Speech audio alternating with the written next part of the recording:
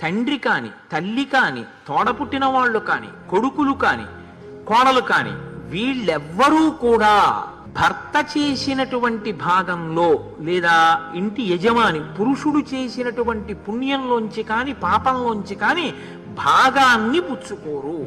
ఎవరి పుణ్యాన్ని వాళ్లే అనుభవిస్తారు. ఇంటి కోడలుంది, మామగారు ఉన్నాడు, మామగారు ఓ పూజ చేశాడు, మామగారి పుణ్యం మామగారిదే, కోడలి పుణ్యం కోడలిదే, మామగారి పుణ్యం కోడలికి వెళ్ళదు. కొడుకున్నాడు, తండ్రి గొప్ప భక్తుడు, తండ్రి పుణ్యం కొడుకు వెళ్ళదు. అన్నదమ్ములు ఉన్నారు, ఈయన చేసిన పుణ్యం అన్నదమ్ములకు వెళ్ళదు. తండ్రి ఉన్నాడు, కొడుకు మహాభక్తుడు, కొడుకు పుణ్యం తండ్రికి వెళ్ళదు.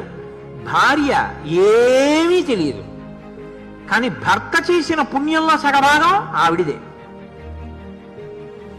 ఆవిడ ఏమైనా చెయ్యాలా అంటే చెయ్యక్కర్లేదు, ఆవిడ ఆయన భార్య అంతే. కాబట్టి ఆయన చేసిన ప్రతి పుణ్యకార్యంలో సగభాగం ఆవిడ ఖాతాలో వేసేస్తారు తీసుకెళ్ళి.